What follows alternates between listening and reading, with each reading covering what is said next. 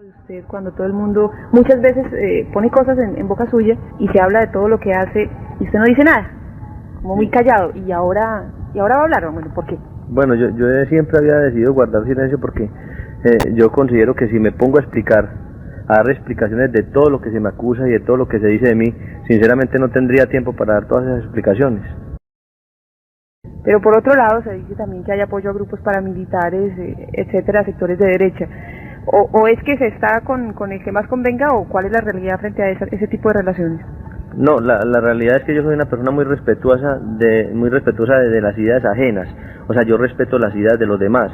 Si yo veo que la gente de la izquierda tiene ideas que le convienen al país, yo no tengo ningún problema en apoyarlas y respaldarlas. Y si veo que la gente de la derecha también tiene ideas que le convienen al país, no tengo ningún problema en apoyarlas y respaldarlas. Pero de todas maneras yo no tengo por qué matricularme en ninguna corriente. Yo simplemente soy una persona que respeta las ideas de las demás personas. ¿Cuál es la posición que tienen en este momento, o que tiene usted personalmente, como sea, frente al diálogo, frente a la negociación? La última vez, no sé si estoy equivocada, pero la última vez que se habló de diálogo fue la reunión de Panamá, con el expresidente López y con el procurador. De allí a esa época, hasta ahora, ¿qué ha pasado? Sí, nosotros siempre hemos estado dispuestos a dialogar. Históricamente lo hemos demostrado desde el año de 1984, cuando se le propuso al gobierno nacional un diálogo que habría evitado sinceramente mucho derramamiento de sangre en el país. Es decir, todos estos conflictos de la extradición se habrían podido evitar si hubiera habido un diálogo que se propuso desde hace 4 años.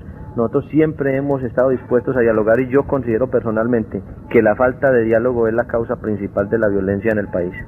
¿Pero en qué condiciones? Es decir, un diálogo implica que cada quien cede una parte de lo que tiene. Sí, por eso se llama diálogo, precisamente. El diálogo no puede tener condiciones, el diálogo debe ser amplio e ilimitado. ¿Qué están proponiendo ustedes? Esa vez que hablaban en Panamá habían ofrecido de pronto ofrecer algún dinero, en fin, la repatriación de capitales, etcétera, etcétera. ¿Tienen alguna propuesta en concreto que hacer ahora? No, nosotros nunca hemos ofrecido dinero.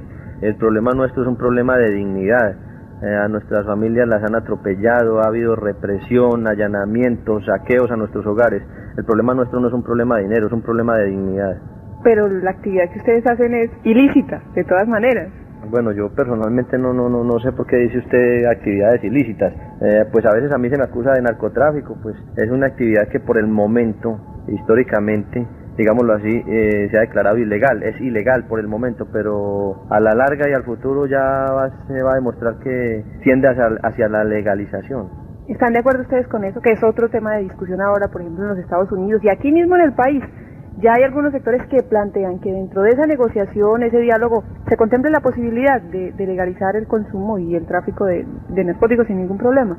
Sí, yo pienso que el problema de la legalización o el problema de la represión en la lucha contra el narcotráfico no es tan importante. Yo considero que es mucho más importante el problema de la educación y de la disciplina. Este es un problema más de educación y de disciplina que de legalización o de represión, porque yo digo disciplina porque pues todo lo que se hace en exceso es perjudicial para la salud. Inclusive el mismo ejercicio físico puede ser dañino para la salud cuando se hace en exceso. De todo esto que usted me habla, cuando me dice respecto a la educación y todo esto, me da la impresión, no sé si es así, que hay una preocupación por el consumo de las drogas, porque la gente la consuma o algo así, ¿es cierto? Sí, claro que existe una preocupación por el consumo de las drogas, pero cuando el consumo se hace en exceso y se hace sin ningún tipo de educación. O sea, las drogas necesitan una clasificación, porque no producen los mismos efectos en una persona el whisky que la cerveza o el vino. Lo mismo sucede con las drogas. El problema es de educación y de clasificación de las drogas. Eso implicaría reconocerlas. O sea, reconocerlas como una realidad que están ahí y entonces educar a la gente en ese sentido. Sí, es que es una realidad que están ahí. Hay que reconocer que están ahí.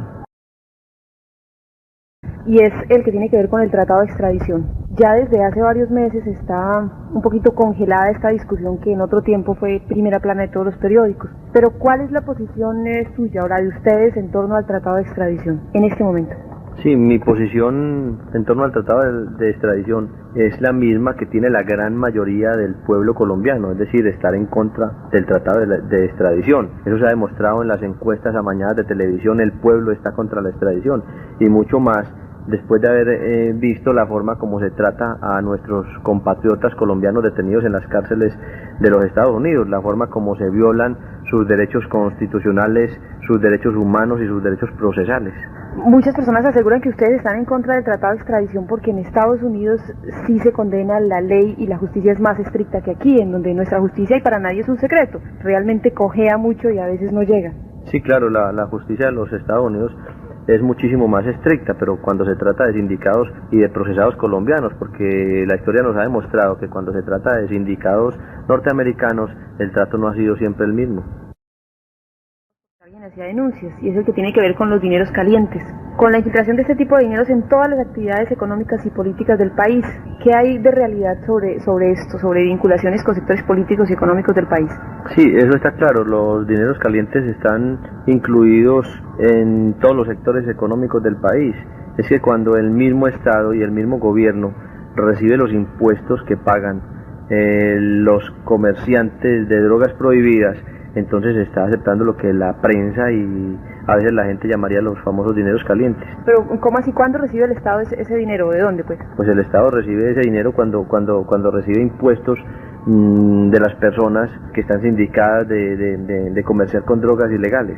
Pero precisamente esa ha sido una discusión de mucho tiempo atrás, que son dineros ilegales y que no se paga impuestos, y parte de todo el debate que hay es precisamente eso, que se legalice todo ese dinero para que haya más impuestos para el país, pero se supone que eso no es oficial.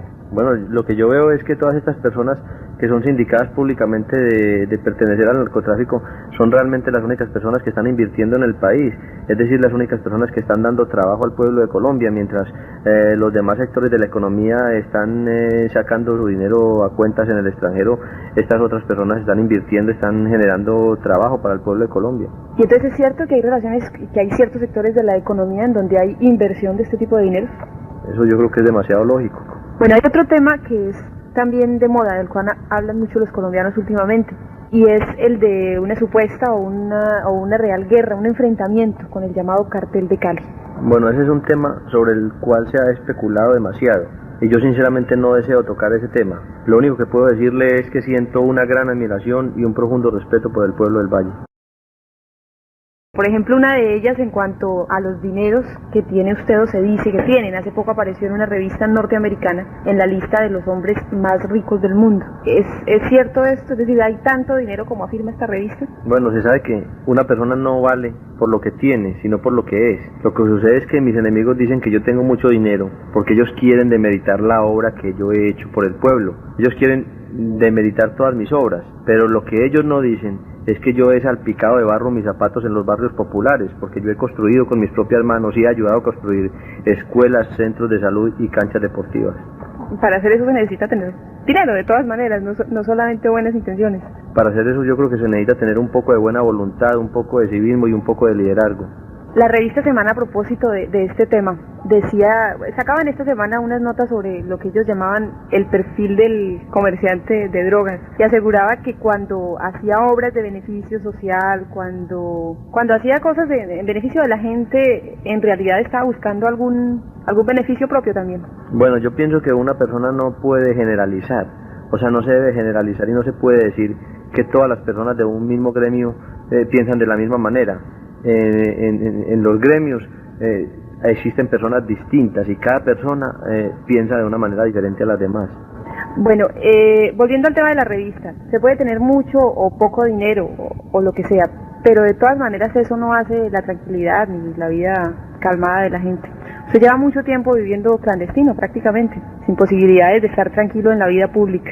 ¿Cómo es vivir en esas condiciones? ¿Usted añora volver, por ejemplo, al Parlamento, al Congreso, poder hacer otras cosas que ahora no hace, que hace mucho tiempo no hace? Mire, yo tengo 38 años de edad, 28 años fui pobre y me transporté en buses. De esos últimos 10 años que restan, 5 años he estado en la clandestinidad y los otros 5 años los dediqué todos los fines de semana al servicio del pueblo. Yo he sido un hombre que me considero feliz, siempre he estado contento, siempre he estado optimista, siempre he tenido fe en la vida, porque yo pienso que los momentos difíciles siempre aportan la experiencia, y es lo más grande que pueda tener una persona en la vida, su experiencia.